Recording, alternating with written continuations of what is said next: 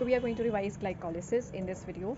Glycolysis is a process जिसमें glucose का breakdown होता है and we call it partial breakdown, क्योंकि इसमें ग्लूकोज जो 6 कार्बन मॉलिक्यूल है वो पायरुवेट में कन्वर्ट होता है, ब्रेकडाउन होता है उसका into pyruvate, and pyruvate is a 3 carbon molecule. तो हमारे पास एक ग्लूकोज से 2 पायरुवेट के मॉलिक्यूल्स बनते हैं, ठीक है, पायरुविक एसिड और पायरुवेट। नाउ ग्लाइकोलिसिस ग्लूकोज से स्टार्ट करते हैं हम। ग्लूकोज जो कि 6 कार्बन का मॉलिक्यूल है, it gets converted into glucose 6 phosphate, जिसका मतलब है कि एक फॉस्फेट जुड़ गया, इधर ATP यूज़ हो जाता है, ठीक है। उसके बाद ग्लूकोज 6 फॉस्फेट से हमारे पास बनता है फ्रक्टोज 6 फॉस्फेट, जिसमें कि बेसिकली इट इज़ आइसोमर है एक दूसरे के। तो हाँ, इसके बाद फ्रक्टोज 1,6 बिसफॉस्फेट बनता है, जिसमें एक और मतलब फॉस्फेट ऐड हो जाता है, ठीक है। तो मतलब फ्रक्टोज इज़ ऑल्सो 6 कार्बन का मॉलिक्यूल, लेकिन अब इधर दोनों साइड एंड में एक एक फॉस्फेट जुड़ा हुआ है, एंड इस वाले प्रोसेस इस स्टेप में भी ATP यूज़ हो जाता है। देन फ्रक्टोज 1,6 बिसफॉस्फेट के बाद हमारे पास बनता है ये जो मॉलिक्यूल है, ये 2 पार्ट्स में ब्रेक हो जाता है, एंड ये दोनों जिसमें ब्रेक होता है वो दोनों चीज़ें एक दूसरे के आइसोमर्स ही हैं, and the name is PGAL and DHAP। Full form is phosphoglyceraldehyde and dihydroxy acetone, DHAP dihydroxy acetone phosphate.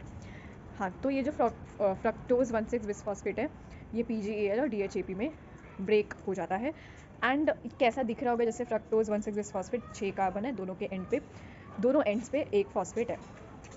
जो PGAL और DHAP है 3 कार्बन के मॉलिक्यूल्स हैं, और सिर्फ एक ही एंड पे एक फॉस्फेट होगा, ठीक है। अब ये दोनों एक दूसरे में कन्वर्ट हो सकते हैं, ठीक है। तो for example just take like PGAL है, हमारे पास आ गए 2 मॉलिक्यूल्स, ठीक। सो PGAL और DHAP एक दूसरे के आइसोमर्स हैं, एक दूसरे में कन्वर्ट हो सकते हैं, ठीक है। और इसके बाद वाली स्टेप में अब क्या होगा, सबसे पहली चीज़ NAD प्लस NADH में कन्वर्ट हो जाएगा, और हमारे पास 2 मॉलिक्यूल्स आ गए, ठीक है, 3 कार्बन वाले, और इन दोनों मॉलिक्यूल्स के एक ही एंड पे हमारे पास है फॉस्फेट, ठीक है। सो PGAL will get converted into 1,3 phosphoglycerate, ठीक है। इसके बाद बनेगा जो molecule that is 3 phosphoglycerate, and मतलब देखो क्या हुआ कि हमारे पास जहाँ जिस स्टेप में NADH बना था उस स्टेप में हमारे पास फॉस्फेट एक और जुड़ गया, दैट्स वाई हमने बोला 1,3 फॉस्फोग्लिसरेट, और उसके बाद मॉलिक्यूल बना 3 फॉस्फोग्लिसरेट, मतलब एक फॉस्फेट निकल गया, एंड इस स्टेप में बनता है हमारे पास ATP, ठीक है। ADP plus phosphate gives you ATP in this step. फिर 3 फॉस्फोग्लिसरेट से हमारे पास बनता है 2 फॉस्फोग्लिसरेट, एंड उसके बाद फॉस्फोइनॉल पायरुवेट बनता है, एंड देन पायरुवेट बनता है। और ये लास्ट वाला स्टेप जो था फॉस्फोइनॉल पायरुवेट से पायरुवेट बनने वाला, इसमें भी एक ATP बन जाता है, ठीक है। अब सी मैंने बोला कि इसमें एक ATP बनता है, विच इज़ ट्रू फॉर अगर हम कंसिडर करें एक मॉलिक्यूल, लेकिन ये हमारे पास देखो बीच में क्या हुआ था, फ्रक्टोज 1,6 बिसफॉस्फेट 2 मॉलिक्यूल्स में ब्रेक डाउन हो गया था 3 कार्बन वाली। अब उसमें क्या होगा, फिर 2 मॉलिक्यूल्स की रिएक्शन इधर चल रही है, ठीक है। तो हमारे पास 2 ATP बनेगा, जो पहला वाला ATP बना था, कब बना था, यू गाइस कैन कमेंट।